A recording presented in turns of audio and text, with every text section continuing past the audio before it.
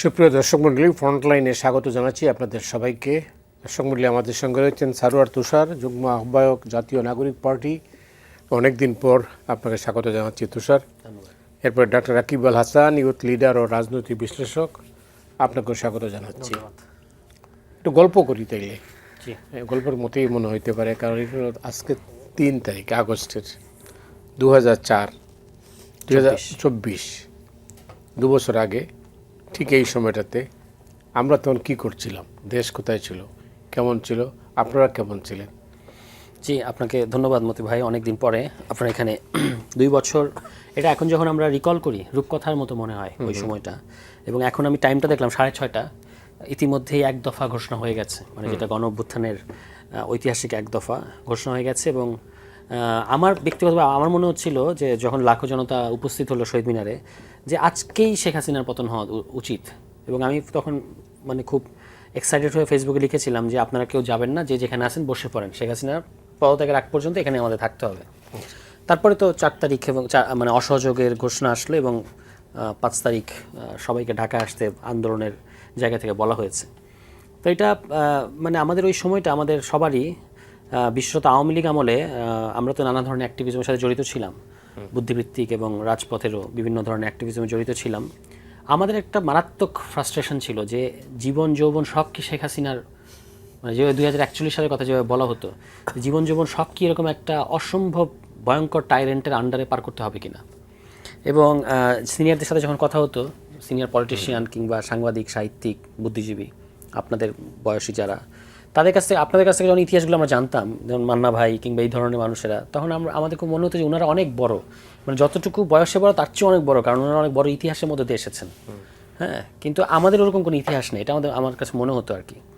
পরে তো এই গণ অভ্যুত্থানের পরে আমরা যখন রাজনৈতিক দল খুললাম এবং নানাভাবে এখন সক্রিয় আছি, এখন মনে হয় যে ওকে, আমরা বাংলাদেশের যে সংগ্রামের ইতিহাস দীর্ঘ গত অন্তত 100 বছরের, সেটার ধারাবাহিকতার মধ্যেই আমরা আছি, এটা আমাদের কাছে মনে হয়।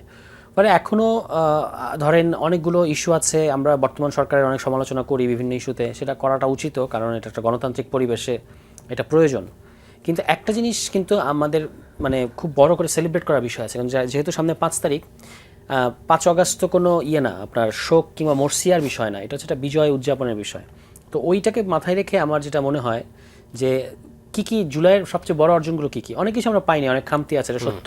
তো বড় অর্জনগুলোর মধ্যে 1 নম্বর বড় অর্জন, যেটা কোনো দিন কেউ আমাদের কাছ থেকে নিতে পারবে না, সেটা হচ্ছে শেখ হাসিনার ফ্যাসিবাদের বড় একটা ফ্যাসিবাদের পতন। এটা একটা অনেক বড় অর্জন। দ্বিতীয়ত হচ্ছে যে জুলাইয়ের পরে আপনার তরুণ সমাজ রাজনীতির ব্যাপারে অনেক সক্রিয় হয়েছে, অনেক ধরনের, কেউ সবাই রাজনৈতিক দল করে না, কিন্তু আপনি দেখবেন সক্রিয় আছে নানাভাবে, তারা এখন সমাজে নেতৃস্থানীয় জায়গায় আছে, এবং সেটা আসা উচিত, কারণ একটা জেনারেশনের পর একটা জেনারেশনের আসতে হবে। আরেকটা জিনিস হচ্ছে যেটা আমি মনে করি অনেক গুরুত্বপূর্ণ, আমরা একটা পিসফুল ট্রানজিশন করতে পেরেছি গণ অভ্যুত্থান থেকে নির্বাচন পর্যন্ত। কিছু বিচ্ছিন্ন ঘটনা তো অবশ্যই ঘটেছে, যেগুলো বেশিরভাগই আসলে ফৌজদারি এবং আইন শৃঙ্খলা জনিত সমস্যা। কিন্তু আপনি দেখবেন এরকম গণ অভ্যুত্থান কিংবা বড় ঘটনার পরে পৃথিবীর বিভিন্ন দেশে বিভিন্ন গোষ্ঠীগত দ্বন্দ্ব বড় হয়ে যায়, আর্মড কনফ্লিক্ট শুরু হয়ে যায়, গৃহযুদ্ধ হয়, এরকম অনেক কিছু হয়, দেশটাকে স্থিতিশীল করা যায় না। শেখ হাসিনা এটাই কিন্তু বলতেন যে তাকে ছাড়া দেশ স্থিতিশীল রাখা যাবে না। কিন্তু আমরা এটা দেখিয়েছি যে ওইরকম একটা নাজুক পরিস্থিতিতে একটা দুর্বল সরকার, যে সরকারের বিষয়ে আমাদের অনেক আপত্তি আছে, প্রশ্ন আছে, অভিযোগ আছে, তবু যেটা আমরা গণ অভ্যুত্থান টু অন্তর্বর্তী টু এই যে নির্বাচিত সরকার, এই যে রোডম্যাপটা আমরা আসতে পেরেছি, এটা কিন্তু বাংলাদেশের জন্য একটা বড় বিষয়। এখন আমাদের সবাইকে মিলে আমাদের সমালোচনা কিংবা নিজেদের মধ্যে যে ব্যবধানগুলো আছে সেগুলো সত্ত্বেও সামনের যে কাজগুলো, রাজনৈতিক সংস্কার, অর্থনৈতিক পুনর্গঠন এবং বাকি যে জনগণের যে অধিকারগুলো, এগুলো আমাদেরকে এখন নিশ্চিত করার জন্য সবাইকে একসাথে কাজ করতে হবে এবং দেশটাকে স্থিতিশীল রাখতে হবে। এই জায়গায় যে আমরা আসতে পারলাম, এটা আমাদের কাছে একটা খুব বড় সিগনিফিক্যান্ট ঘটনা মনে হয়। তো 2 বছরে আমরা এখন যখন এসে ফিরে তাকাই, তখন এরকম মনে হয় যে আমরা একটা, বাংলাদেশ এখনও তার সংস্কার যাত্রার মধ্যে আছে। আপনি দেখবেন নেপালে কিন্তু এই যে সরকারটা আসলো গণ অভ্যুত্থানের পরে, বালেন্দ্র শাহ সরকার, আমরাও অনেক প্রশংসা করেছি, কারণ তরুণরা ওখানে ক্ষমতায় এসেছে, তাদের বিরুদ্ধেও কিন্তু আন্দোলন হচ্ছে এখন। সে আন্দোলন সরকার পতনের আন্দোলন না, কিন্তু বিভিন্ন ইস্যু ভিত্তিক আন্দোলন আছে। তার মানে আমাদের এই অঞ্চলগুলোতে রাষ্ট্র পরিচালনা করা অত্যন্ত কঠিন একটা কাজ, বর্তমান সরকারের জন্য সেটা অনেক কঠিন। গ্যাস, বিদ্যুৎ সহ অনেকগুলো চ্যালেঞ্জ তার সামনে চলে এসছে, দ্রব্যমূল্য, তাকে এগুলো কিন্তু মানুষ দেখবেন যে এখনও সরকারকে সময় দিতে চায়, এটা বোঝা যায়। মানুষের অনেক ক্ষোভ আছে, আপনি যে ব্যক্তিগতভাবে কথা বলেন, বিভিন্ন বিষয় নিয়ে অভিযোগ আছে, কিন্তু মানুষ এখনই রাস্তায় নামার কথা চিন্তা করে না। হ্যাঁ, এটা আমাদের, আমি মনে করি যে এটাকে এটা তাৎপর্যটাকে এইভাবে বুঝলে হবে না সরকারের পক্ষ থেকে যে ওকে আমরা তাহলে যা খুশি করতে পারি, মানুষ তো কিছু বলছে না। কিন্তু মানুষ যে আপনাকে সময় দিতে চায়, কেন দিতে চায় যে আপনি ইন দ্য মিন টাইম এগুলো ফিক্স করে তারপর তাকে তার প্রাপ্যটা বুঝিয়ে দেবেন, এই জায়গায় থেকে যদি সরকার ব্যাপারটাকে বিবেচনা করে তাহলে আমি মনে করি যে গণ অভ্যুত্থান এবং জনগণের প্রতি একটা সুবিচার করা হবে। অনেক ধন্যবাদ আপনাকে রাকিব আল হাসান। জি, আপনার দৃষ্টিতে অর্জনের কথা তো বললেন, সামনের চ্যালেঞ্জগুলো কি? ধন্যবাদ। আসলে আমার কথা রিপিট হয়ে যাবে, কারণ আমি আর ওদিকে গেলাম না, কারণ একই আমাদের দেখার চিন্তা জগৎ, দেখার ভাবনা কিংবা ওই টাইমের স্মৃতিচারণ বলেন বা ঘটনাগুলো যেভাবে আমাদেরকে নাড়া দিয়েছিল অলমোস্ট সবার ক্ষেত্রে সেম। তো এই মুহূর্তে আসলে একটা সার্বিয়ান প্রবাদ দিয়ে শুরু করি। সার্বিয়ান প্রবাদ আছে যে যুদ্ধ হলে রাজনীতিবিদরা অস্ত্র দেয়, ধনীরা রুটি দেয়, আর গরিবেরা তাদের ছেলেদেরকে দেয়। যুদ্ধ শেষ হলে ধনীরা রাজনীতিবিদরা হাত মেলায়, ধনীরা রুটির দাম বাড়ায়, আর গরিবেরা কবর খোঁজে ছেলেদের। তো এটা কিন্তু আমাদের এই বাস্তবতার সাথেও প্রাসঙ্গিক। আমাদের গণঅভ্যুত্থানটা যদি আপনি লেন্সে দেখেন, এবং এখনো পর্যন্ত অনেক মানুষ এটাকে বিশ্বাস করতে চায় না, অনেকের কাছে অলৌকিক মনে হয়, স্বাভাবিক। কারণ মানে যে একটা অরা 36 দিন পরে একটা অরার মধ্যে দিকে আসলো, মানে যেই মানে সুখানুভূতি যদি বলতে চান, এত কিছু হারানোর পরও এত একটা মানে নিরস্ত্র পাশাপাশি রক্তাক্ত, ওয়ান সাইড নিরস্ত্র ওয়ান সাইড রক্তাক্ত। তো এই জায়গার মধ্যে একটা অসম লড়াইয়ের মধ্যে থেকেও যে 36 দিনের মাথায় যে এত বড় একটা ফেসিবাদ দানব যে বিতাড়িত হলো, তার পরবর্তী সময়ে কিন্তু এটা অনেকের কাছে এখনও মানে কি বলবো, এটাকে অনেকের কাছে হ্যালোসিনেশনও মনে হয়, ব্যাপারটা এরকম।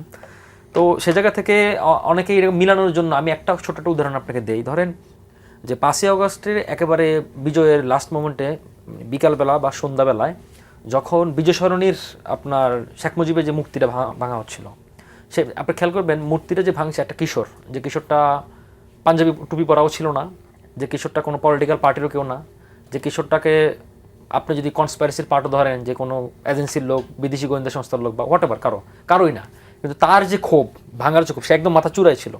তো এটা যদি এই ডাইনামিক্সটা যদি না বোঝে, তাহলে এই পুরা শেখ হাসিনার জার্নি বা আওয়ামী লীগের পতন বা ফেসিবাদের পতনটাকে বোঝাটা খুব কঠিন হবে। তো সে জায়গা থেকে আমি মনে করি ধরেন আমাদের এই মুহূর্তে আরও চ্যালেঞ্জের জায়গা। আমি আরেকটা গল্প বলি, একটা গল্প বললেই শেষ হবে, যেটা আমরা গল্পই করতেছি। 5ই আগস্টে এক কিশোরী, নাম ছিল নাফিসা, সে হচ্ছে 5ই আগস্ট সকালবেলা বের হয়ে গেছে। তখন মানে তার বাবা তাকে না করছে বের হওয়ার জন্য, তারপরও সে বের হয়ে গেল। বের হওয়ার পরে সে বলছে না, সে শেখ হাসিনা পতন ছাড়া সে দেশে মানে ঘরে ফিরবে না। তো মানে যখন সে রাস্তায় নামলো, রাস্তায় নেমে সে তখন ফেসবুকে বা হোয়াটসঅ্যাপে মেসেঞ্জারে সে তার বাবাকেও ছবি পাঠাচ্ছে যে ছবি টবি পাঠাচ্ছে, আমি এই জায়গায় আছি সেই জায়গায় আছি। তো তারপরেও সে মানে বিজয়টা শেষ না করে সে কিন্তু বাসায় ফিরবে না। তো কিছুক্ষণ পরে তখন তার যে নাম্বার, সে নাম্বার থেকে ফোন আসলো, অন্য একটা লোক ফোন দিল, মানে সে গুলি খেয়ে রাস্তা মারা গেল। পাশে একটা লোক ওই নাম্বারে ফোন দিল যে নাফিস আর নেই। তো 5ই আগস্টের পর তো আমরা অনেকে ঘরে ফিরে গেলাম, অনেকে ঘরে নাও ফিরতে পারতাম, কিন্তু নাফিসে ফিরেনি। এখন সে যে আশা, যে প্রত্যাশা, যে বাংলাদেশ দেখতে চেয়েছিল, সে বাংলাদেশে তো আমাদের দেখার মূল লক্ষ্য। তো এই মুহূর্তে যে আমাদের চ্যালেঞ্জের মোটা দাগে আমরা একটা কমন প্ল্যাটফর্ম বা কমন একটা আইডিওলজি আমরা বিশ্বাস করি, বিলিভ করি, সেটা হচ্ছে ধরুন আমরা সবাই ফেসিবাদের বিরুদ্ধে, এবং আমাদের রাজনীতিক চাহিদা, আকাঙ্ক্ষা, দেন দরবার, এগুলো নিয়েও অনেক তর্ক বিতর্ক থাকবে, কিন্তু আমাদের একটা কমন গোল যে আমরা পিছনে ফিরে যে বাংলাদেশে আর ফিরতে চাই না। তো এই জায়গা থেকে আমি মনে করি যে এটা মোটামুটি জায়গায় সব পলিটিক্যাল পার্টি বলেন, সিভিল সোসাইটি বলেন, বাপামোর বাংলাদেশের মানুষও এটার সাথে একাগ্রতা প্রকাশ করেছে বা একাত্মতা প্রকাশ করেছে। আর তুষার ভাই যেটা বললেন যে মানুষের অনেক রাক্ষোভ আছে, কিন্তু মানুষ তারপরেও সময় দিতে চায়। তো মানুষের যে সহনশীলতা পর্যায়ে বা টলারেন্সি, এটা যথেষ্ট পরিমাণ ডেভেলপ, এবং একই সাথে মানুষ কিন্তু পলিটিক্যালি কনসাস ব্যাপারটা এরকম না যে খুব সিনিয়র সিটিজেনরা শুধু দেশ নিয়ে ভাববে, পলিটিক্স নিয়ে ভাববে, রাষ্ট্র সংস্কার নিয়ে ভাববে। এটা দেখবেন এখন তরুণ সমাজ নিয়েও ভাবতেছে। ইভেন শুধু তাই না, এই আন্দোলনটার প্রেক্ষিতে আন্দোলনটা অনেক সমাজবিজ্ঞানীরা রিসেন্টলি ইন্ডিয়াতে যে ককরোচ জনতা পার্টি যে আন্দোলনটা করলো, জেনজিদের আন্দোলন, এর আগে শ্রীলঙ্কাতে দেখলাম আমরা, নেপালে দেখলাম, ইন্দোনেশিয়াতে দেখলাম। তো প্রত্যেকটার সাথে যদি আপনি মিলান, এখানকার ডাইনামিক্স একটু ডিফারেন্ট। তো সেই জায়গা থেকেও মানুষ আমাদের এই অর্জনের খাতা বলে শেষ করা যাবে না, কিন্তু সামনে যে আপনি যে প্রশ্ন প্রাপ্তি এবং চ্যালেঞ্জের জায়গা আমি যেটা দেখি সেটা হচ্ছে ধরুন আমাদের এই মুহূর্তে অনেকগুলো চ্যালেঞ্জ। আমি একটা চ্যালেঞ্জের কথা এখানে প্রাইমারিলি উল্লেখ করি, সেটা হচ্ছে পুলিশ সংস্কার নিয়ে। সম্প্রতি আপনি কিছু একটা ঘটনা ঘটেছে হবিগঞ্জে। তো আমাদের ঐক্যমত কমিশনে পুলিশ সংস্কারটা কিন্তু প্রথমে বলা হয়েছিল, কিন্তু রিপোর্টে কিন্তু পরে ফাইনালি এটা জমা দেওয়া হয়নি। এবং রিসেন্টলি আমরা দেখতে পাচ্ছি যে আপনার বিশেষ করে ট্রাফিক পুলিশের ক্ষেত্রে এআই ভিত্তিক অনেক মামলা হচ্ছে। কিন্তু এখানে আমার একটা অবজারভেশনের জায়গা আছে। অবজারভেশনের জায়গাটা হচ্ছে এই জায়গায়, সেটা হচ্ছে ধরেন আমার 3টা ঘটনা আমি আপনাকে বলি, আমার নিজের সামনে দেখা আর কি। একটা ঘটনা হচ্ছে ধরেন আপনার এই মুহূর্তে ঢাকা শহরে অনেক জায়গায় আপনার ইউটার্ন নেওয়া নিষেধ, অনেক জায়গায় থামা নিষেধ। এখন এত বড় আপনি, হ্যাঁ এটা খুব ভালো, ঢাকা শহরের মতো জায়গা বা যানজটের শহরে আপনি মানুষকে আইন মানতে বাধ্য করছে, অনেকে মানুষ আইন মানছে। আমরা রাতের বেলা ভিডিও ফুটেজে দেখছি যে মানুষ, ট্রাফিক পুলিশ নেই কিন্তু তারপর মানুষ আইন মানছে লাইটের ভিত্তিতে বা টাইমিংয়ের ভিত্তিতে। কিন্তু আমার 3টা ঘটনা আমাকে খুব ব্যথিত করেছে। একটা ঘটনা আপনাকে বলি, সেটা হচ্ছে ধরেন গুলশান 1-এর যে চত্বরটা, সেখানে ধরেন মানে লেখা আছে যেখানে থামা নিষেধ, এখানে ইউটার্ন নেওয়া নিষেধ, এটা কিন্তু লেখা নাই। আমি সাধারণত জানি না। আমরা অ্যাম্বুলেন্সের ক্ষেত্রে একটা লোক অ্যাম্বুলেন্স পার হলো, পুলিশ তাকে থামালো এবং পুলিশ ড্রাইভারকে মামলা দিল এবং জরিমানা করলো। ড্রাইভার কান্না জড়িত কণ্ঠে বলছে, ভাই আমি এখানে চাকরি করি, এখন আপনি যদি মামলাটা দেন আমার বেতন থেকে কাটা নেবে। তো সুতরাং আইন প্রয়োগ করলে হবে না, মানে পুলিশে মানে তাহলে আমরা এই অ্যাম্বুলেন্সটা, এখন অ্যাম্বুলেন্স একটা সিরিয়াস রোগী ছিল, সিরিয়াস রোগী ছিল, আমি যদি ডাক্তার আমি বুঝি যে রোগীটা ছিল সেই রোগীটা অক্সিজেন দেওয়া, তো এটা তো নাটক বা অভিনয়ের কিছু না। তো সেই জায়গা থেকে আমাদের পুলিশকে, ইভেন আমি পুলিশের ক্ষেত্রে আরেকটু যোগ করে আরও 2টা ঘটনা বলি আপনাকে। আর একটা ঘটনা হচ্ছে কি, বৃষ্টি হলে আমাদের পাঠাও রাইড শেডিং যারা করে বাইকাররা, তারা চেষ্টা করে যে একটু যেখানে আশ্রয় নিতে বৃষ্টিটা না পড়ে, তো সে এমন জায়গায় আশ্রয়টা নিয়েছে যেটা রং সাইডের আশ্রয়, রাস্তার পাশে দাঁড়ানো, কেন দাঁড়ানো, তাকে মামলা দিয়ে দিল। তো সুতরাং আইন প্রয়োগ করলে হবে না। এবং আমাদের ঢাকা যে একটা অচল ডেড সিটি, সেই ডেড সিটির মাঝখানে ধরেন আপনার এত বড় কঠিন আইন প্রয়োগের আগে মানুষকে অ্যাডভোকেসি করা, অ্যাডভার্টাইজিং করা, সচেতন করাটা খুব জরুরি। সুতরাং আমি একটা ওই সেই ঐক্যমত কমিশনের মতোই বলি যে আপনার লাক্সারিয়াস কিছু করবেন, কিন্তু তার আগে যে মানুষকে অ্যাওয়ার করা, কনসিয়াস করা এবং মানুষকে এই আইন সম্পর্কে এডুকেট করা, সেটা একটা ঘাটতি দেখা যাচ্ছে। এবং পুলিশের ব্যাপারে আমার খুব একটা ঘোর আপত্তি আছে, সেটা হচ্ছে ধরেন আমাদের পুলিশের পক্ষ আমরা বলি, ধরেন যারা ট্রাফিক পুলিশ, যারা মানে ফিল্ডে ওয়ার্ক করে, তাদের জীবনযাত্রার মান উন্নয়ন, তাদের লাইফ ইন্স্যুরেন্স, তাদের লাইফ সিকিউরিটি, তাদের ক্লান্তি দূর করা, তাদের লাইফকে বেটারমেন্ট করার জন্য সরকারকে ভিন্নভাবে ভাবতে হবে। একই সাথে পুলিশ যেন দানব নয় ওঠে। আমাদের যে পুলিশটা হচ্ছে 1861 সালে যে ব্রিটিশ পুলিশ অ্যাক্ট, সে অনুযায়ী চলতেছে। সে পুলিশের গঠন প্রক্রিয়ার এখনকার গঠন প্রক্রিয়ার সাথে একই উদ্দেশ্য। ওই সময় উদ্দেশ্যটা ছিল যে খাজনা আদায় করা, তারপর হচ্ছে আপনার এই উপনিবেশের চাহিদা পূরণ করা, মানে লাঠিয়াল বাহিনী হিসেবে কাজ করা, শাসকের ইচ্ছা পূরণ করা। যেমন একটা উদাহরণ ঘটনাটা বলে শেষ করি, সেটা হচ্ছে যখন আবু সাইদের হত্যাকাণ্ডে যে পুলিশ নিয়োজিত ছিল, এক পুলিশ বলছে যে আমি তো কোনো অপরাধ করিনি, আমি রাষ্ট্রের দায়িত্ব পালন করেছি।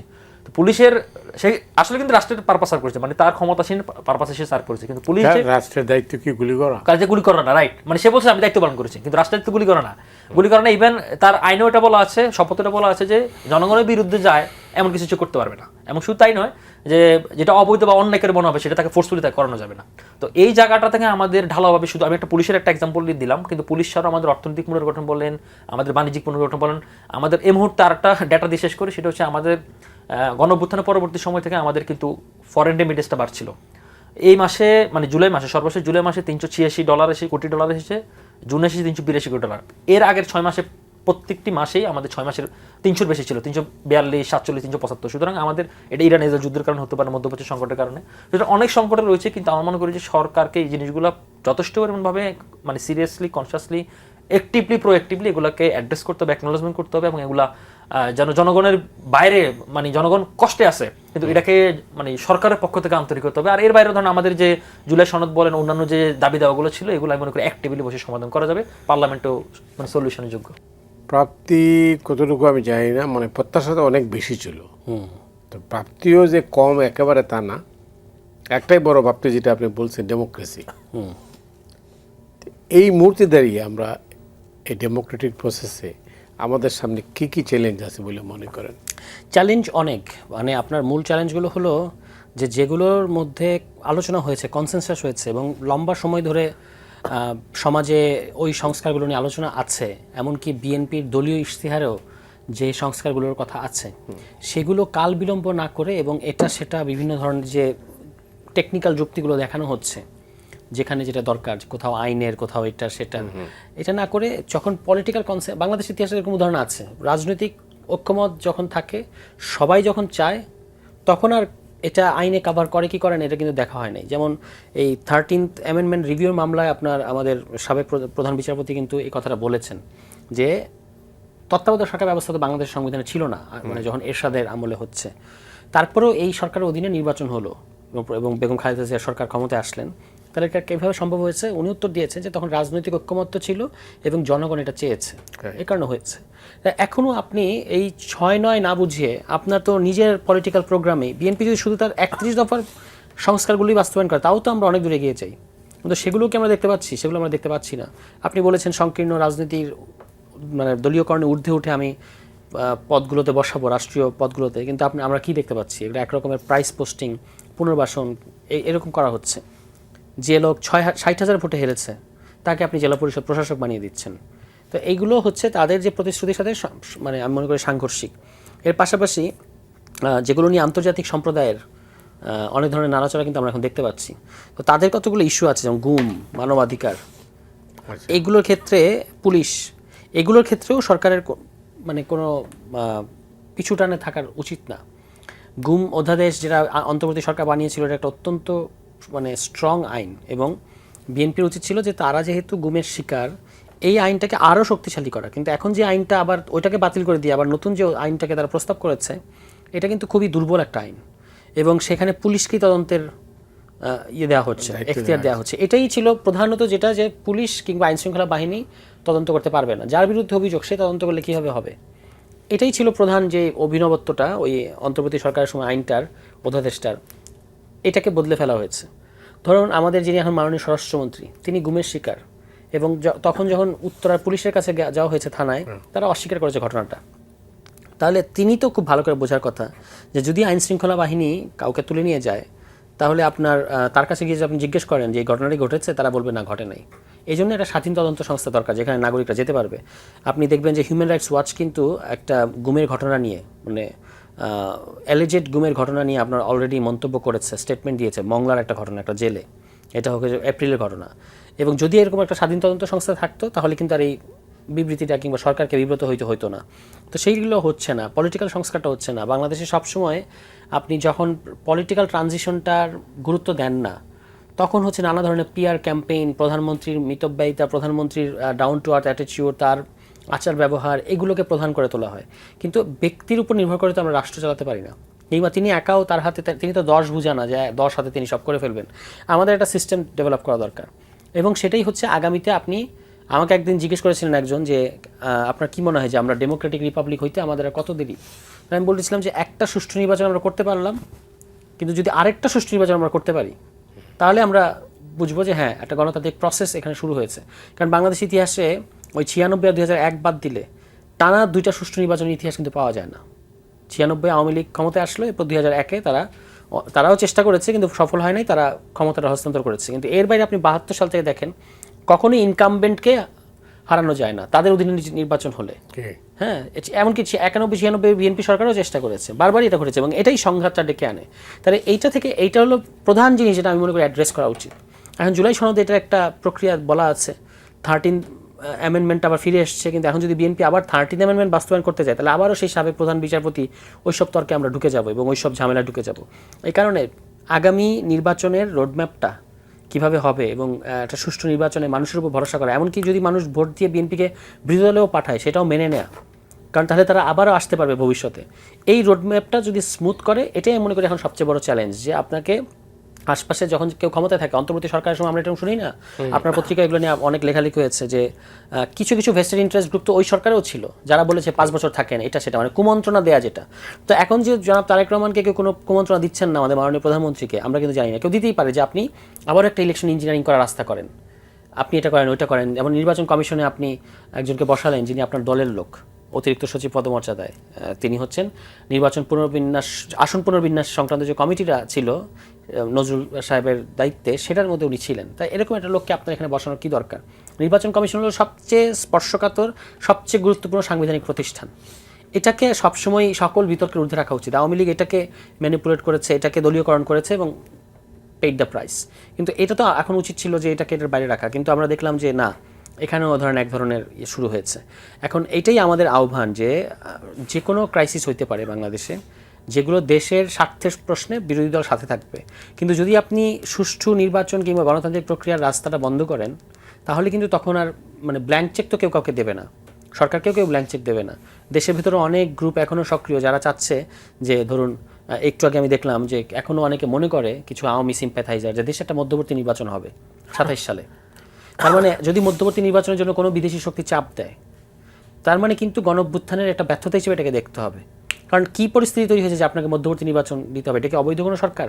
এটা তার নির্বাচিত সরকার, তাকে তো তার টার্ম ফুল করতে দিতে হবে। এবং সরকারকে বিরোধী দলের এই মনোভাবটা বুঝতে হবে যে তারা চায়, অবশ্যই তারা চায় যে সরকার মেয়াদ পূর্ণ করুক, কিন্তু যেগুলো ডেমোক্রেটিক সুশাসনের বিষয় সেগুলোকে তারা নিশ্চিত করুক। যদি সেটা নিশ্চিত না করে, তাহলে কিন্তু বিরোধী দল চুপচাপ বসে থাকবে না, তারা তখন আন্দোলন করবে। কিন্তু আপনি যদি আমার চোখ নিয়ে যান, সেটা তো আরও পরিস্থিতিকে খারাপ করবে।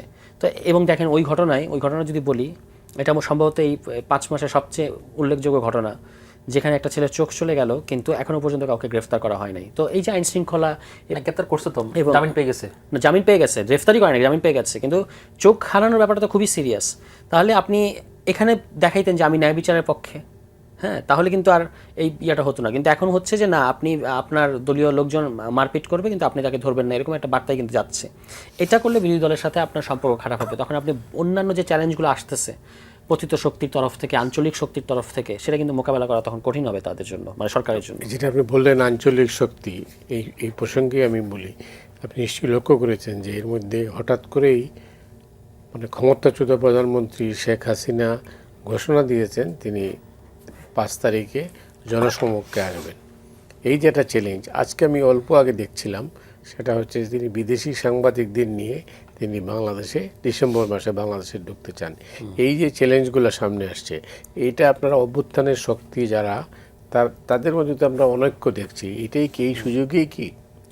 হ্যাঁ, দুটা মানে রেসিপ্রোকাল অনৈক্যটা তৈরি হচ্ছে অনেকগুলো কারণে, আবার অনৈক্য তৈরি করার একটা সংঘবদ্ধ প্রয়াসও আছে দেশের ভেতরে এবং বাইরের অনেকগুলো শক্তির মধ্যে। যে যদি অভ্যুত্থানপন্থী সকল রাজনৈতিক ফোর্স ইনক্লুডিং সরকার এবং বিরোধী দল, তাদের মধ্যে যদি দূরত্ব বাড়তে থাকে এবং মুখ দেখা দেখি বন্ধ হয়ে যায়, তাহলে এইটাই হলো সব মানে দুর্বল মোমেন্টে হিট করা বলতে যেটা বোঝায়, সেটা তখন করা সম্ভব হবে। কিন্তু আমরা যদি এটা দেখাতে পাই যে আমরা একটা পলিটিক্যাল হিসেবে, আপনার জনগোষ্ঠী হিসেবে এক জায়গায় আছি, এর মধ্যে সরকার আছে, বিরোধী দল আছে, সেটা থাকাটাই খুব স্বাভাবিক। এটা করার জন্য সব স্টিয়ারিং যার হাতে, তাকেই কিন্তু দায়িত্বটা বেশি নিতে হবে, সরকারকে দায়িত্ব নিতে হবে। সরকার তো তার মিত্র শক্তিদের সাথে বসেছে, কখন বসলো? ওই যে ডিনার করলো, কখন বসলো? যখন অনেকগুলো পরিস্থিতি তৈরি হয়েছে এবং তাদের মধ্যে অনেক মানে ভুল বোঝাবুঝি বা অনেক অভিযোগ আছে, আক্ষেপ আছে, তখন আপনি নিয়ে বসলেন। তো এবং সেখানেও কিন্তু বিরোধী দলকে অভিযুক্ত করা হয়েছে নানা বিষয়ে। কিন্তু আপনার একটা ন্যাশনাল ডায়ালগের ব্যবস্থা করা দরকার সরকারের তরফ থেকে, যে আমাদের বিরোধিতার সীমা কতটুকু, কোন কোন প্রশ্নে আমরা একমত থাকবো। ওকে, ন্যাশনাল ডায়ালগের কথাই বলি, সেটা মানে কতটা জরুরি? খুব ইম্পর্টেন্ট একটা আলাপ, অবশ্যই জরুরি। আমি এর আগে একটু সংবিধানের বিষয়টা আলাপ করি। ধরেন আমাদের এই সংবিধান রিলেটেড যত ধরনের আলাপ আলোচনা আছে, ইভেন আমি মনে করি যে এই অভ্যুত্থানের পরবর্তী সময় ইন্টারিম টাইমে 1.5 বছরের এখন পর্যন্ত সংবিধান নিয়ে যে পরিমাণ আলোচনা হচ্ছে, বাংলাদেশের ইতিহাসে কোনো সংবিধান নিয়ে তো আলোচনা করা হয়নি। ইভেন অনেক কিছু মানুষ হচ্ছে কি, সাধারণ মানুষও এখন অনেক কিছু মুখস্থ করে ফেলছে। একটা উদাহরণ দিলে বুঝবেন সংবিধান কখন লাগে। এই যে আমরা ক্রাইসিস মোমেন্টে পড়ছি, আমরা পরিবর্তন করতে যাচ্ছি, সংবিধান সংশোধন না সংস্কার, রাখবো না, কোনটা মানবো না, এই একটা ক্রাইসিস যখন আসলো, তখনও তো সংবিধানটা জরুরি হয়ে পড়ছে। আলটিমেটলি তো আপনার দৈনন্দিন লাইফের তো সংবিধান তো জরুরি বিষয় না। এবং সংবিধান দিয়ে শুধুমাত্র ওই একটা সুন্দর কথা বলছেন যে পলিটিক্যাল আন্ডারস্ট্যান্ডিংয়ের অনেক কিছু আছে। মানে উনি তত্ত্বাবধায়ক সরকার ব্যবস্থার উদাহরণ দিলাম। আর একটা উদাহরণ দিই, ধরেন আমাদের 97 সালে যে পার্বত্য শান্তি চুক্তি হয়েছিল, এটা কিন্তু আমাদের একেবারেই কনস্টিটিউশনের মৌলিক জিনিসকে ভায়োলেট করে। কারণ ওখানে আপনার ল্যান্ড কিনতে পারবেন না, অনেক কিছু বিধিনিষেধ আছে। তো এটা কিন্তু আপনার একেবারে, কিন্তু এটা একটা আন্ডারস্ট্যান্ডিংয়ের মধ্যে হয়েছে। তা আমরা মনে করি ধরেন এই আন্ডারস্ট্যান্ডিংটা শুধু সংবিধান রিলেটেড না, সংস্কার রিলেটেড না, সংশোধন রিলেটেড না, এটা আপনি যে বলছেন পলিটিক্যাল ডায়ালগ বা আন্ডারস্ট্যান্ডিংয়ের ক্ষেত্রে এটা খুব জরুরি। ধরেন সংবিধানের ক্ষেত্রে দুটো উদাহরণ সবসময় এখানেও দিয়েছিলাম আগে। একটা হচ্ছে ধরেন সোভিয়েত ইউনিয়ন ভেঙে যাওয়ার পরে 91-এ, তখন ইউরোপের অনেক বড় বড় সংবিধান বিশেষজ্ঞদেরকে এনে তখন রাশিয়ার সংবিধানটা লেখা হয় 93-তে। কিন্তু পরবর্তী আমরা কি দেখলাম, রাশিয়ার এই সংবিধান, এত বড় একটা ভালো সংবিধান লেখার পরিণতি হলো কি, পুতিনের মতো একটা শাসক।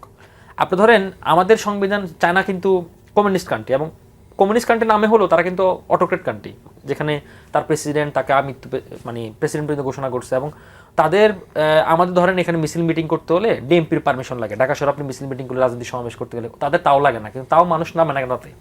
তো আমি একবার আমার চাইনিজ বন্ধুকে জিজ্ঞেস করছিলাম, তো সে বললো যে তাদের একবার এরকম তিয়ানমান স্কোয়ার সেখানে একবার অনুমতি তো লাগে না, মানুষ বিরোধী পক্ষ নামছে, একেবারে বুলডোজার দিয়ে উড়াইতেছে।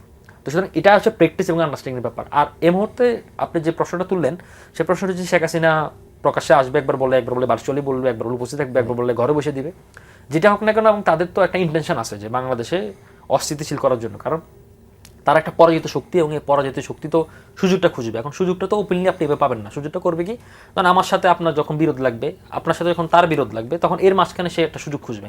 এবং এই সুযোগটা খোঁজাটা এমন একটা টাইমে যেখানে হচ্ছে আমরা একটা পুনর্গঠনের মধ্যে দিয়ে যাচ্ছি, রিস্ট্রাকচার বা রিকনস্ট্রাকশনের মধ্যে দিয়ে যাচ্ছি।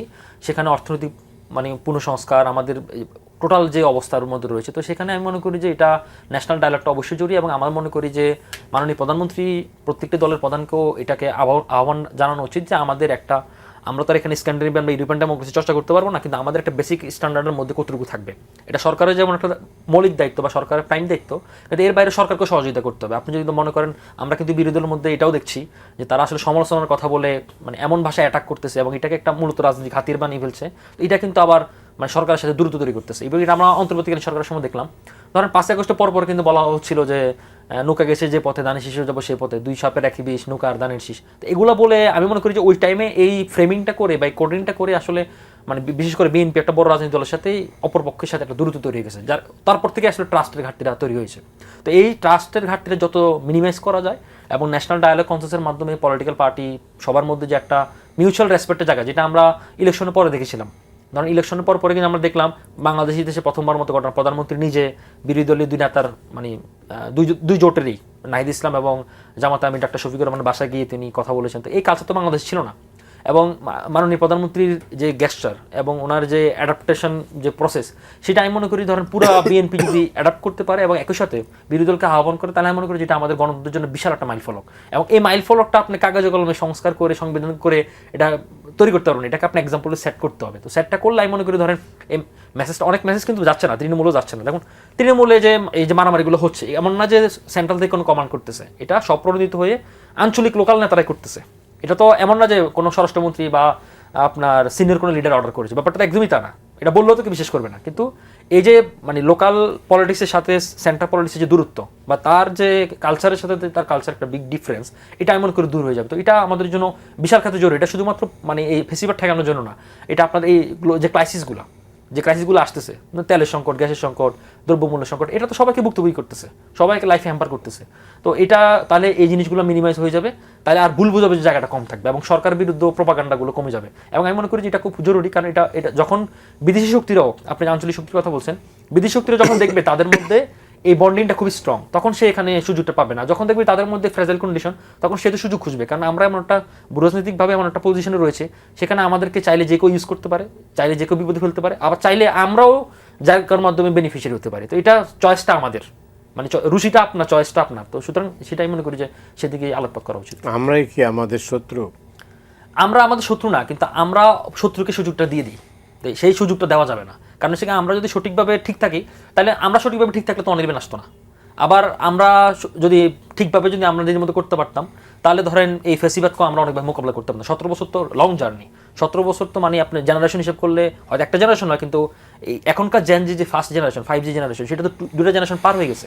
মানে অনেকের জীবন তো অনেক বছর হারিয়ে গেছে। আপনি দেখেন আরেকটা উদাহরণ আপনাকে আমি দিই, মানে প্রতিপক্ষ কীভাবে ঘায়েল করতেছে। দেখেন এখানে আপনি পশ্চিমবঙ্গের যখন ক্ষমতা আসলো, এখন দেখবেন তসলিমা নাসরিন, যিনি পশ্চিমবঙ্গ নির্বাচন থেকে বিতাড়িত ছিলেন, তিনি এখন ফেরত আসছেন। এবং আমি দেখলাম ওনার এই তসলিমা নাসরিন যে সংবর্ধনা দিচ্ছে, সেখানে শুভেন্দু অধিকারী মাইকে ঘোষণা করছে, শুভেন্দু অধিকারী মুখ্যমন্ত্রী সেখানে অতিথি হিসেবে অংশগ্রহণ করতেছে যে এই যে বলতেছে ইসলামী মনোবাদ, ধর্মীয় মনোবাদ।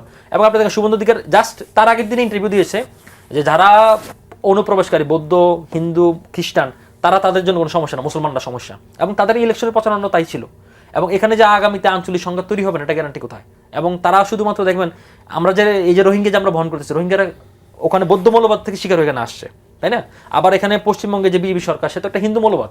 তো সুতরাং আমাদেরকে কিন্তু এই মৌলবাদী প্যাটার্নটা ফেস করতে হবে আগামীতে, এবং আঞ্চলিক সহিংসতা বলেন, ধর্মীয় উগ্রবাদ, এগুলোকে ডিল করতে হবে। সুতরাং এগুলো একবার ন্যাশনাল কনসাস ছাড়া সরকারের একার পক্ষে সম্ভব না। সুতরাং সরকারকে আহ্বান করতে হবে, একই সাথে বিরোধী দলকে এগুলোকে ওয়েলকাম করতে হবে। বিরোধী দল যদি মনে করে যে আমি গালি দিয়েই ওকে শান্ত করে দিব, তাহলে এটা তার জন্য ভুল প্রসেস। আমি মনে করি যে এই সৌহার্দ্যপূর্ণ রেসপেক্ট থাকা উচিত, কারণ গণতন্ত্র বেসিক কথা হচ্ছে কথার বিরুদ্ধে কথা, যুক্তির বিরুদ্ধে যুক্তি, অপরাধ হলে আদালত। কিন্তু এই বেসিক ম্যানার যদি আমরা না মানি, তাহলে এটা আমাদের সকলের জন্য ক্ষতি। অনেক ধন্যবাদ। শুধু আহ্বানই কি যথেষ্ট? মানে সরকারের আহ্বান না, শুধু আহ্বান না, এটা এখানে পদক্ষেপ প্রয়োজন। এটা আমি বললাম যে একটা মানে প্রত্যেকটা দেশের, আপনি দেখবেন ভারতে আমরা তাদের অনেক সমালোচনা করি, কিন্তু তাদের একটা জিনিস আছে যে এই শেখ হাসিনা যখন বাংলাদেশ থেকে চলে গেল, তখন তারা একটা অল পার্টি মিটিং করলো এবং সেখান থেকে সব দল কিন্তু একটা অভিন্ন দৃষ্টিভঙ্গি গ্রহণ করেছে। তা রাষ্ট্র হতে গেলে এটা প্রয়োজন, আমাদের এটা অনেক অভাব। এটা আমাদের 50 বছর ইতিহাস এটা নাই যে কোনো একটা সিঙ্গেল ইস্যুতে আমরা একমত হতে পারছি। এইটা আমাদের জরুরি, এবং এটার জন্য ন্যাশনাল ডায়ালগটা দরকার, যে আপনি এখানে রাষ্ট্র সরকার বিষয়টাকে আলাদা করতে হবে। আমাদের কিন্তু এটা আলাদা না, রাষ্ট্র, সরকার, দল, প্রশাসন সব একাকার হয়ে যায় সবসময়। এবং এটা সাংবিধানিকভাবে ব্যাপারটা এরকম, রাজনৈতিকভাবে এরকম, যে সরকার আসে সে মনে করে যে সবই তার। কিন্তু যদি রাষ্ট্র এবং সরকারকে আমরা আলাদা করি কনসেপচুয়ালি এবং প্র্যাকটিক্যালি, এটা দরকার এই জন্য যে তখন বিরোধী দল সহ অন্যান্য স্টেক হোল্ডাররা বুঝবে যে সরকারের সাথে আমার বিরোধিতা থাকতে পারে, কিন্তু আমার তো রাষ্ট্র মানে তো জনগণও এখানে ইনভলভড, এবং সেখানে তো আমার রাষ্ট্রকে টিকিয়ে রাখতে হবে। এবং রাষ্ট্রকে যে কোনো পর্যায়ে যদি এটা কোনো ক্ষতির শিকার হয় কিংবা কোনো হুমকি থাকে, সেটা আমাকে কন্টেইন করতে হবে, তখন আমরা সবাই এক। তো এইটা করার জন্য সরকার, এটা শুধু কথা দিয়ে হবে না, শুধু একবেলা ডিনার করাই দিয়ে হবে না। এটা করতে গেলে আপনাকে ওরকম পদক্ষেপ সরকারকে আসলেই দেখাতে হবে যে সে রাষ্ট্র এবং সরকারকে আলাদাভাবে, হ্যাঁ অবশ্যই সরকারকে পূর্ণ কর্তৃত্ব দিয়েই রাষ্ট্র পরিচালনা করতে হবে। কিন্তু রাষ্ট্র মানে যে শুধু সরকার না, সরকারি দল না, বিরোধী দলও যে রাষ্ট্রের অংশ। মানুষ তো 38% মানুষ তো বিরোধী দলকে ভোট দিয়েছে। 38% মানুষ বিরোধী দলকে ভোট দিয়েছে মানে তারাও রাষ্ট্রের গুরুত্বপূর্ণ অংশ। মানুষ কিছু মানুষ তাদেরকেও ভরসা করে। তাহলে এই সবাইকে নিয়ে, এবং এখানে অন্যান্য সুশীল সমাজ থেকে শুরু করে আরও যারা গুরুত্বপূর্ণ এবং বিভিন্নভাবে গণতন্ত্রের জন্য যাদের ভূমিকা অনেক দিন ধরে ছিল, তারা হয়তো ভোটের রাজনীতিতে তেমন কিছু না, কিন্তু তারা অপিনিয়ন তৈরি করার ক্ষেত্রে, রাষ্ট্রের অভিমুখ নির্ধারণের ক্ষেত্রে, দেশের বুদ্ধিভিত্তিক চর্চার ক্ষেত্রে কিংবা থিঙ্ক ট্যাঙ্কের জায়গা থেকে এরকম অসংখ্য গ্রুপ আছে। তাদেরকেও কিন্তু আপনার এই রাষ্ট্রীয় বিষয়গুলোতে ঐক্যবদ্ধ রাখতে হবে এবং একটা কমন জায়গায় ধরতে হবে। এখানে একটা জিনিস আমার কাছে মনে হয় যে একটু সমস্যা হতে পারে, সেটা হচ্ছে সিভিল সোসাইটির মধ্যে একটা বরং, আপনি এখানে আমি আরেকবার আলাপ করেছিলাম যে সিভিল সোসাইটি পলিটিক্যাল ইকোনমি নিয়ে। সিভিল সোসাইটি তো নাই, হ্যাঁ একটা তো নাই, এবং সবাইকে আপনি বিভিন্ন পদ পদবি দিয়ে মানে করাপ্ট করেছেন। আরেকটা হচ্ছে যে যারা আছে তারাও আবার স্বার্থ ছাড়া কথা বলে না, বিদেশি পয়সা না আসলে কথা বলে না। কিন্তু আমাদের দরকার হচ্ছে যারা দেশীয় ইন্টারেস্টের জায়গা থেকে কথা বলবে, what ever it is, what ever the situation, ওই রকম সিভিল সোসাইটি গড়ে তোলা, এবং যাদের কাছে আসলে জাতীয় স্বার্থটাই বড় স্বার্থ। এটার জন্য একটা আমাদের লম্বা, আমি মনে করি যে আগামী 5, 7, 10 বছরের জন্য একটা রোডম্যাপ গ্রহণ করা দরকার রাষ্ট্রীয় পর্যায় থেকে, যেগুলো আমরা ধীরে ধীরে বাস্তবায়ন করব। আমাদের কালচারাল পুনর্গঠন করতে হবে, জাতীয় মানুষ গঠন করতে হবে, যে আমরা আসলে কেন এক্সিস্ট করি পুরো পৃথিবীর মধ্যে। এই দক্ষিণ এশিয়ার মধ্যে বাংলাদেশ বললে আলাদা দেশ থাকার তাৎপর্যটা কী, এটা কিন্তু এক একজন এক একটা মতাদর্শিক দৃষ্টিভঙ্গি থেকে ব্যাখ্যা করে। কিন্তু আমাদের আসলে দরকার হচ্ছে যে একটা অভিন্ন ইতিহাসের দৃষ্টিভঙ্গি। এটাই কিন্তু আমাদেরকে ঐক্য, ইতিহাসের অনৈক্যই কিন্তু আপনার বাস্তব রাজনীতি অনৈক্য নিয়ে আসে। তো এইগুলো অনেকগুলো কাজ আছে যেগুলো আসলে আমি মনে করি আন্তরিকভাবে সরকারের উচিত। যেটা আপনি শুরুতেই বলছেন যে জাতীয় স্বার্থে আমরা কখনো এক হতে পারি না, এই কালচার থেকে আমরা বের হতে না পারলে বারবার সামনে চ্যালেঞ্জ আসবে। এবং আমরা একটা তো আমাদের নিজেদের মধ্যে সংঘাত আছে, আবার হচ্ছে এটা সুযোগ নিয়ে বাইরের শক্তিগুলো নানাভাবে এখানে সুযোগ নিচ্ছে। তো এই কারণেই হচ্ছে যে আমাদের আগে জাতীয় স্বার্থ ডিফাইন করে এবং সে অনুযায়ী আমাদের বলা যে এটা আসলে করলে কোনো দলের এখানে লাভ নেই, এটা জাতির লাভ হবে, যে দেশের মানুষের লাভ হবে। এবং আমি সিরিয়াসলি মনে করি যে আমাদের রাজনৈতিক দলগুলো irrespective of government and opposition, দেশের মানুষের প্রতি কিছু ডেলিভার করার বিষয় আছে। কারণ এই দেশের মানুষ বারবার রক্ত দিয়ে, বারবার আত্মত্যাগ করে কিন্তু এই রাজনৈতিক দলগুলোকে ক্ষমতায় আনছে। এবং এই যে আমরা নতুন দল করতে পেরেছি, এটা তো এই গণঅভ্যুত্থান না হলে সম্ভব হতো না। ফলে আমাদেরও তো মানুষের প্রতি একটা কমিটমেন্ট থাকা উচিত হবে বা আছে। এখানে আপনি দেখবেন যে যখন রাজনৈতিক দলগুলোকে যখন আটকে দিতে পারলো শেখ হাসিনা, এবং তারা আন্দোলন চেষ্টা করেছে কিন্তু পারে না, এটাই হলো বাস্তবতা। জনগণ সামনে এগিয়ে এসছে, এখন তারা আবার আপনাদের উপর মানে আমাদের কাছে এটা হস্তান্তর করে যাচ্ছে যে এখন তুমি বাকি কাজ তুমি করো। এটা একটা আমানত হিসেবে দেখা দরকার। এবং আমাদের রাজনৈতিক দলগুলোর মধ্যে এইটার অভাব আছে, তারা ক্ষমতা কেন্দ্রিক ততটা জনতা কেন্দ্রিক না। এই কারণে ক্ষমতা এবং জনতা, ক্ষমতা অবশ্যই আমাকে রাষ্ট্র ক্ষমতায় যেতে হবে, মানে এটা থাকাটা দোষের কিছু না, কিন্তু সেটা যেন আমি জনগণকে ডেলিভার করতে পারি, এই কালচারটা, এই বোঝাপড়াটা রাজনৈতিক দলগুলোর মধ্যে অভাব। অভ্যুত্থানের দুই শক্তি বিএনপি এবং এনসিপির মধ্যে বিরোধের মূল কারণ কি? এই যে সংঘাত হচ্ছে, এটা তো খুবই দুঃখজনক। আসলে তো বড় কোনো বিরোধ কিন্তু নাই। বড় কোনো বিরোধ মানে হচ্ছে যে আমরা আমাদের মধ্যে এমন কোনো শত্রুতা নাই যেটা মিট আপ করা সম্ভব না, যেটা ওই যে ক্লাসিক্যাল মার্কসিস্ট ল্যাঙ্গুয়েজে বলে একটা কথা যে বৈরী দ্বন্দ্ব আর অবৈরী দ্বন্দ্ব। আমাদের যে দ্বন্দ্বটা আছে এটা অবৈরী দ্বন্দ্ব, বৈরী দ্বন্দ্ব না, বিভিন্ন ইস্যুভিত্তিক দৃষ্টিভঙ্গিগত পার্থক্য। তো আমরা জুলাই মাসে প্রোগ্রাম করবো, এটা খুবই স্বাভাবিক, এবং আমরা এটা ঘোষণা দিয়েই করেছি, আগেই মিডিয়াকে জানিয়ে সারা মাসব্যাপী আমাদের বিভিন্ন উপজেলা কেন্দ্রিক প্রোগ্রাম, সেখানে আমরা বক্তব্য বিবৃতি দিয়েছি। সরকার যারা আছে, সরকারকে তো আমরা সমালোচনা করব, এখনকার সময়ের সংকটগুলো নিয়েই তো কথা বলবো। সেখানে বক্তব্যকে কেন্দ্র করে হবিগঞ্জে যে ঘটনাটা ঘটলো, যে এভাবে হামলা করা হয়েছে, এটা কিন্তু একেবারেই আনএক্সেপ্টেবল। যতই কেউ ভাষার অশ্লীলতা কুরুচি এগুলো নিয়ে আমরা আলাদা কথা বলতে পারি, যে কতটুকু আসলে গ্রহণযোগ্য বক্তব্য, কতটুকু কীভাবে আমরা কথা বলবো, সেটা আলাদা একটা আলোচনার বিষয় এবং হওয়াও উচিত আমি মনে করি। কিন্তু হামলাটা যখন হয়েছে তখন তো একটা ফৌজদারি অপরাধ ঘটেছে। আর বক্তব্যের মাধ্যমে তো কেউ বাংলাদেশে প্রচলিত আইন ভঙ্গ করছে না। যদি আইন ভঙ্গ করে থাকে আপনি আইন অনুযায়ী ব্যবস্থা নেন, কিন্তু ছাত্র দল কিংবা স্বেচ্ছাসেবক দল এদের হাতে তো কেউ আইন তুলে নেওয়ার কথা না, এবং তারা পুলিশের সামনেই কাজগুলো করেছে, কোনো ব্যবস্থা নেওয়া হয়নি। পাল্টা 144 ধারা জারি করা হয়েছে, আমাদেরকে কর্মসূচি করতে বাধা দেওয়া হয়েছে, আবার মামলাও করা হয়েছে। আগে ভ্যানিটি ব্যাগ চুরি মামলা হইতো, জাফরুল্লাহ সাহেবের বিরুদ্ধে মাছ চুরি মামলা হয়েছে, এখন আপনার আইফোন চুরি মামলা দিয়েছে। তো এই আবার সেই মামলা পুলিশ নিয়েও হচ্ছে, আবার তাদের আমরা যে প্রথমে যে মামলাটা করেছিলাম সেখান থেকে ছাত্রদলের সবাই জামিন পেয়েছে। তাহলে এটা তো ভালো কিছু না। এবং এটা কিন্তু আবার এটার প্রতিবাদে, এই ঘটনাটা ঘটার প্রতিবাদে আমরা সারা দেশে যেখানে যেখানে প্রোগ্রাম করেছি, যেমন কুড়িগ্রামে, সেখানে হামলা করা হচ্ছে। তো কুড়িগ্রামে ধরলাম, বুঝলাম হবিগঞ্জে খারাপ কথা বলেছে, কুড়িগ্রামে কী হলো? কুড়িগ্রামে আমি তো একটা নিরীহ মানববন্ধন করতেই পারি, সেখানেও কিন্তু লাঠিসোঁটা নিয়ে হামলা হয়েছে, আমরা ভিডিও দেখেছি। এখানে আমাদের একটা অঙ্গ সংগঠন ন্যাশনাল ওলামা অ্যালায়েন্স প্রেস ক্লাবে একটা নিরীহ মানববন্ধন এই হামলার প্রতিবাদে, সেখানে গিয়ে আমরা জুলাই যোদ্ধা নামে, এবং আমরা আইডেন্টিফাই করেছি এরা সবাই ছাত্রদল স্বেচ্ছাসেবক দলের বিভিন্ন থানার পদধারী লোক, এরা আমরা জুলাই যোদ্ধা নামে গিয়ে আপনারা হামলা করেছে, এবং নাসিরুদ্দিন পাটোয়ারি তারা বিচার চায়। তো নাসিরুদ্দিন পাটোয়ারির বিচার চাইলে আপনি আলাদা কর্মসূচি করেন, প্রেস ক্লাবে সারাদিন এই ধরনের কর্মসূচি হয়। আমাদের কর্মসূচিকে বাধাগ্রস্ত করতে হবে কেন, হামলা করতে হবে কেন? আওয়ামী লীগ মুক্তিযুদ্ধ মঞ্চ বানিয়ে এই কাজগুলো করতো। এখন আপনি বলতেছেন জুলাই এনসিপি জুলাই বিক্রি করে, কিন্তু আপনি জুলাই যোদ্ধা নামে গিয়ে হামলা করছেন, তাহলে এই জিনিসগুলো তো হয় না। এবং এখানে সরকারের যদি ভূমিকাটা দেখেন, সবচেয়ে যেটা অ্যালার্মিং, গত 7-8 দিন যাবত হয়ে গেল তো এই ঘটনার পরে 5-6 দিন হয়েছে, এখন পর্যন্ত কিন্তু সরকার কোনো মন্তব্য করে নাই। এবং ওই যে ছেলেটা চোখ হারিয়েছে, সে তার ফ্যামিলির একটা বাচ্চা, একটা ছেলে, একমাত্র আর্নিং মেম্বার, সে টিউশন করে, তার বাবা হচ্ছে প্যারালাইজড, মা হচ্ছে মানসিক ভারসাম্যহীন। সে একটা দলকে পছন্দ করে, গণঅভ্যুত্থানে অংশ নিয়েছে, কারণ একটা দলে সে ছাত্র সংগঠন যোগ দিয়েছে, এটা সে আসতেই পারে। তাকে এইভাবে হামলা করার পরে ওই যে এখনও যে আসামিদের গ্রেফতার করা হলো না, এটা হচ্ছে এই ঘটনার সবচেয়ে মর্মান্তিক দিক। হ্যাঁ, এবং এই ক্ষেত্রে সরকারের নীরবতা এটা সত্যিই খুবই ক্ষুব্ধ করার মতো। এই জিনিসগুলো যদি আপনি অ্যাড্রেস না করেন, আমি যেটা আগে বলছিলাম, তাহলে বিরোধী দল কিন্তু আপনাকে সবসময় যে ব্ল্যাঙ্ক চেক দিতে থাকবে। হ্যাঁ, আমরা তো অনেক ভর্ৎসনার শিকার হই, যখন আমরা জ্বালাও পোড়াও কঠিন কর্মসূচি করি না, তখন মানুষ বলে যে দেশে সহি বিরোধী দল নাই, মানে তাদের মাথায় তো আছে যে বিরোধী দল মানে হলো গিয়ে আপনার সহিংসতা করে। তো এখন যখন তারা একটা গঠনমূলক রাজনীতি করতে যাচ্ছে বিরোধী দল, তখন কিন্তু অনেকের কাছে আমাদের গালি শুনতে হচ্ছে যে আপনারা সেই রকম বিরোধিতা করছেন না। ঠিক আছে, তো এটা সরকারকে বুঝতে হবে যে আপনাকে বিরোধিতা আমরা করি, কিন্তু আপনি যদি আমাদেরকে আক্রান্ত করেন তাহলে আমরা তো চুপ থাকা, বসে থাকা কঠিন আমাদের জন্য। জি, অনেক ধন্যবাদ। নিশ্চয়ই শুনেছেন কথাটা, এই সংঘাতটা কেন, এবং এটা কি এই সংঘাত কিন্তু অন্যদিকে নিয়ে যাবে, এই পরাজিত শক্তিকে মানে আসার বা চিন্তা করার মানুষের মধ্যে দ্বিতীয় চিন্তা কিন্তু শুরু হয়েছে অলরেডি, এটার সুযোগ দেবে। ট্রু, এটা আমি এটার সিনারিওটা এখন না, আমি এটা আগামী 6 মাস 7 মাস পরে কি হবে এটা আমি মানে আমি ভাবতেছি আর কি। ধরেন এই যে বিরোধী দলরা যে পদযাত্রা করতেছে বা যে ধরনের কর্মসূচি করতেছে, সেটা কিন্তু মোটা দাগে জুলাই ছাড়াও এটা মোটা দাগে স্থানীয় সরকার নির্বাচন একটা প্রস্তুতি। আমাদের স্থানীয় সরকার নির্বাচনগুলো কিন্তু দলীয় সরকার আন্ডারে হয়। তো সুতরাং আপনি যদি স্থানীয় সরকার নির্বাচনে যদি আপনি নিজের দলের প্রার্থী, বিরোধী দলের প্রার্থী বা যে হোয়াট এভার, আমিও ইলেকশন করতে পারি, যে কোনো নাগরিক যদি ইলেকশন করে বা ভোটার, তার যদি আপনি নিরাপত্তা নিশ্চিত না করতে পারেন, তাহলে কিন্তু আপনার ওভারঅল ডেমোক্রেসি কিন্তু রিস্টোর হবে না, নাম্বার 1 কথা।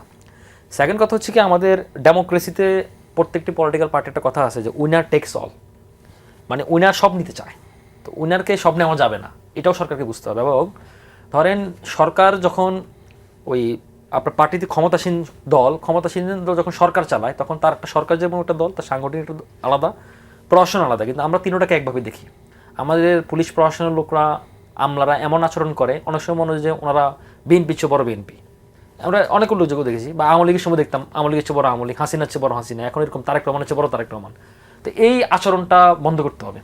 থার্ড কথা হচ্ছে, ধরেন আপনার প্রতিপক্ষ সরকার কিন্তু অনেক দায়িত্ব, বিরোধী দল কিন্তু খুব বেশি দায়িত্ব নেই, কিন্তু সরকারি যে দল, সরকারের কিন্তু অনেক রেসপন্সিবিলিটি। ধরেন সে কিন্তু তার রাজনীতিতে জবাবটা রাজনীতি দিতে হবে, একই সাথে ল এনফোর্সটা এনশিওর করাটা তার দায়িত্ব। এটা যদি না পারেন তাহলে কিন্তু সরকার তাকে ব্যর্থ বলবে, মানে সরকারকে জনগণ ব্যর্থ বলবে। 3 নম্বর গেল। 4 নম্বর বিষয়, ধরেন আপনার সামনের সিনারিওটা যদি আমরা মানে আগামীর, কারণ আমাদের প্রত্যেকটি ক্ষমতা টানা পূরণ হয় 5 বছর পর পর, বিশেষ করে যদি রেগুলার ডেমোক্রেসিটার প্র্যাকটিস থাকে।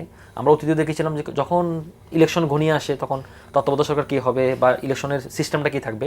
তো এই মুহূর্তে যদি স্থানীয় সরকার নির্বাচনের প্রক্রিয়াটা যদি প্রশ্নবিদ্ধ হয়, তাহলে কিন্তু সরকার ওভারঅল গভর্নেন্স নিয়ে এটা প্রশ্ন হবে। সুতরাং আমি মনে করি যে সরকারকে এটা সিরিয়াসলি ভাবা উচিত। এবং আমি জানি না সরকার কেন নিরাপত্তা রাখতেছে। এবং যে ছেলেটা চোখ হারিয়েছে, আমি একটু যোগ করি, ধরেন আমরা কিন্তু চোখ হারানোর এই যে জুলাই গণ অভ্যুত্থানে 550-600 দৃশ্যশক্তি হারিয়েছে, তো এই চোখ হারানোটা ওভারঅল যারে দোষ হোক না কেন, কিন্তু একটা সাধারণ নাগরিক বলেন, সাধারণ ছেলে বলেন, সে তো তার দৃষ্টিশক্তি হারিয়েছে, যেটা রাষ্ট্রের জন্য ক্ষতিপূরণ না। এবং আমি মনে করি যে ধরেন এই জিনিসগুলো সরকার যদি খুব হালকাভাবে নেয়, এই জিনিসগুলো কিন্তু হালকা বানানোর সুযোগ নেই। কারণ আপনি দেখেন এই ঘটনার মধ্যে বেনিফিশিয়ারি কারা, আপনি দেখেন আওয়ামী লীগ উল্লাস করতেছে, মানে ওখানে মারামারি লাগছে বিএনপি বা এনসিপির মধ্যে, কিন্তু আওয়ামী লীগ উল্লাস করতেছে এবং আওয়ামী লীগ ফেসবুকে সয়লাভ করে ফেলছে। আপনি যেটা বলছেন পরাজিত শক্তিকে সুযোগ দিচ্ছে বা মানুষকে দ্বিতীয় লেন্সে ভাবা শুরু করছে, তো এই সুযোগটা কেন আপনি দিচ্ছেন?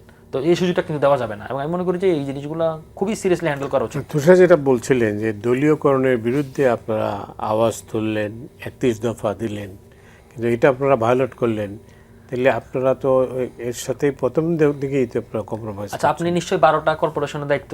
হ্যাঁ, ওইটাই তো মিন করে। আচ্ছা, ওটা আমি একটু ব্যাখ্যা দিই। এটা ব্যাখ্যা হচ্ছে ধরেন আমার দুদিকের ব্যাখ্যায় আছে। একদিকের ব্যাখ্যা হচ্ছে কি, ধরেন শুরুতে হচ্ছে কি আমাদের যে সরকারি কমিশন আইন 2018 49 ধারা অনুযায়ী বলা আছে যে সেটা হচ্ছে কি আপনি রাষ্ট্রের এরকম বিভিন্ন জায়গায় নির্বাহী লোক বসাতে পারবেন, রুল অফ বিজনেস দ্বারা বসাতে পারবেন, কিন্তু বসানোটা কোনো অপরাধ না। সুতরাং আইনগতভাবে বসানো অপরাধ না, কিন্তু এটাকে রেগুলার প্র্যাকটিস করা যাবে না।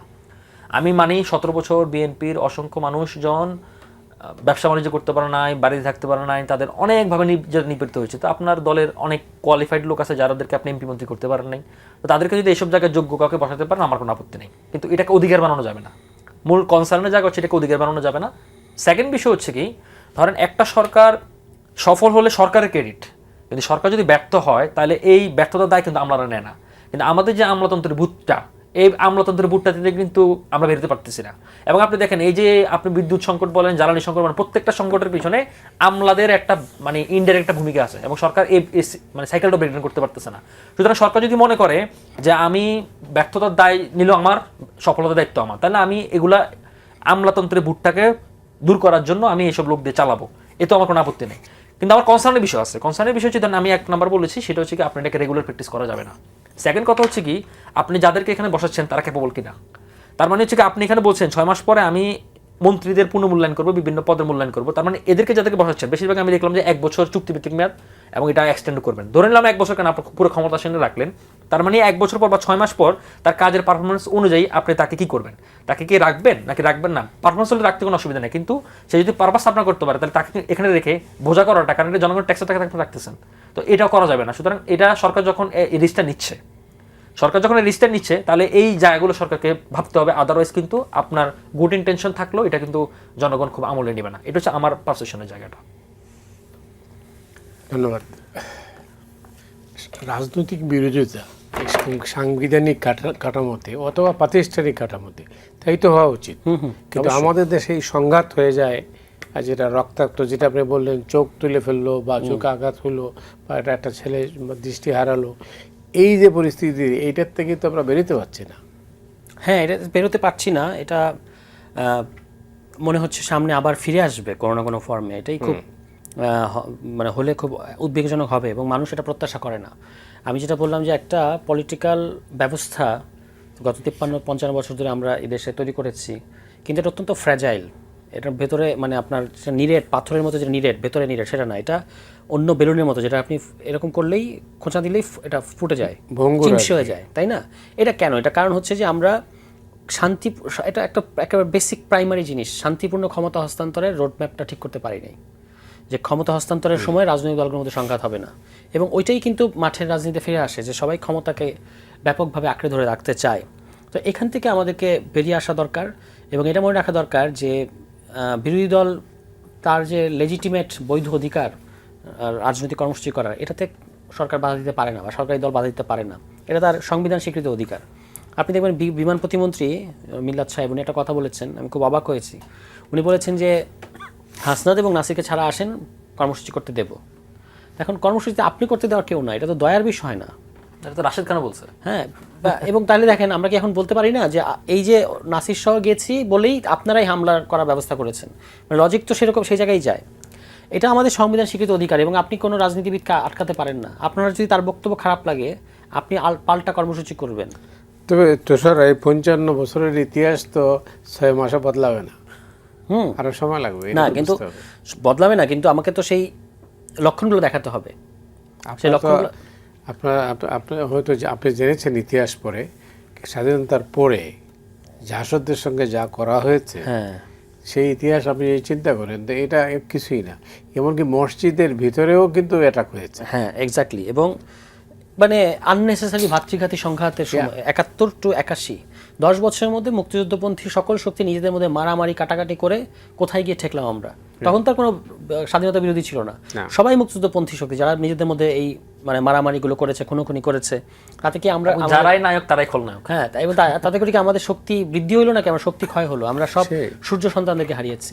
তো এটার পুনরাবৃত্তি তো করা যাবে না। এবং কিন্তু ধরেন ওই মাত্রায় না হলেও এই টেনশনগুলো তো আছেই এবং কাদা ছোড়াছড়ি তো আছেই। এটা যে কোনো সময় যে কোনো খারাপ দিকে যেতে পারে। ঠিক আছে, যে আপনি এখন নাসিরের বিরুদ্ধে যেভাবে বিএনপি কথা বলে বা যেভাবে তাকে বিভিন্ন জায়গায় অবাঞ্ছিত করছে, এটা তো তার জন্য একটা সিরিয়াস থ্রেট। তার প্রতি আমাদের আহ্বান বা তার প্রতি আমাদের চাপ, সামাজিক চাপ, রাজনৈতিক চাপ, যে আপনার বক্তব্যগুলো শালীন হতে হবে, গঠনমূলক হতে হবে, রাজনৈতিক হতে হবে, ব্যক্তিগত আক্রমণ করা যাবে না। এই সমালোচনা সারাদিন করলে আমরা সারাদিন এটা মেনে নেব। হ্যাঁ, এবং তার নিজেরও নিশ্চয়ই রিয়েলাইজেশন আছে যে কোনটা গ্রহণযোগ্য হচ্ছে। আপনার মনে থাকবে যে কিছুদিন আগে প্রধানমন্ত্রীকে একজন বিরোধী দলের নেতা একটা বাজে গালি দিয়েছিলেন, খুবই খারাপ গালি, আমি এটা বললাম না। হ্যাঁ, সালাউদ্দিন তানভীর না, কুলাঙ্গার বললো না একজন। তারপর কি হয়েছে? এটা কিন্তু কোথাও অ্যাকসেপ্টেড হয় নাই, বিরোধী মহলে এটা অ্যাকসেপ্টেড হয় নাই। কেউ আকার ইঙ্গিতে বলার চেষ্টা করে নাই যে না এটা উনি সামহাও ডিজার্ভ করেন, প্রধানমন্ত্রী ডিজার্ভ করেন।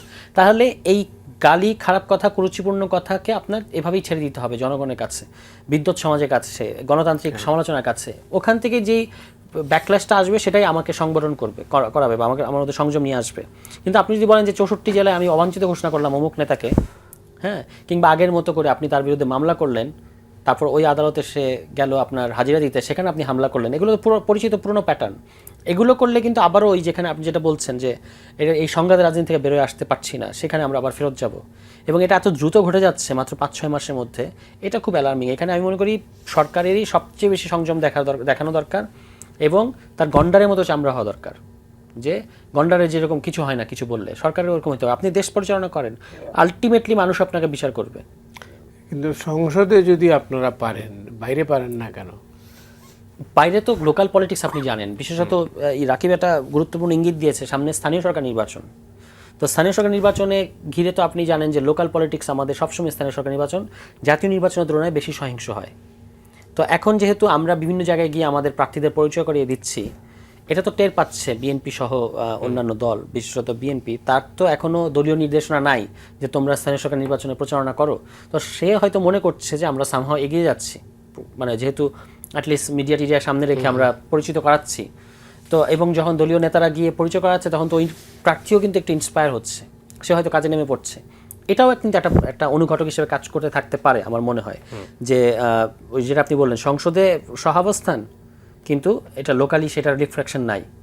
আজকে প্রথম আলোতে আমাদের স্থানীয় মন্ত্রী, মাননীয় স্থানীয় মন্ত্রী যে সাক্ষাৎকার দিচ্ছেন, সেখানেও এটা ইঙ্গিত আছে। উনি বলছেন যে ন্যাশনালি আমাদের মধ্যে এটার কোনো প্রভাব নাই, কিন্তু কোথাও কোথাও এরকম ঘটে থাকতে পারে।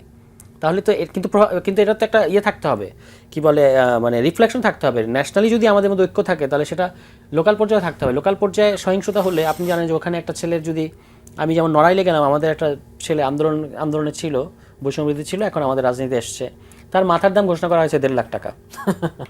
কে করেছে? আওয়ামী লীগ করেছে।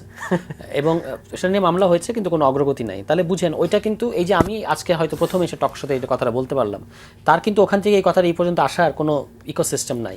এবং তারা খুবই ঝুঁকিপূর্ণ একটা পরিবেশে রাজনীতি করে, লোকাল পলিটিক্স অনেক কঠিন। তো সেখানে আমাদেরকে এখানে এই বিষয়ে একটা আলোচনা হওয়া দরকার যে কীভাবে আমরা লোকাল পলিটিক্সটা করতে পারি শান্তিপূর্ণভাবে, সহাবস্থানের সাথে। এবং যেগুলো বিভিন্ন টিআর কাবিখার ব্যাপার আছে, কার্ডের ব্যাপার আছে, এগুলো নিয়ে কিন্তু দ্বন্দ্ব সংঘাত হয়ে যায়, নিজের দলের মধ্যেও হয়। তো এইগুলোর ক্ষেত্রে একটা ন্যাশনাল পলিসি দরকার, যাতে এই সংঘাতটা না হয়।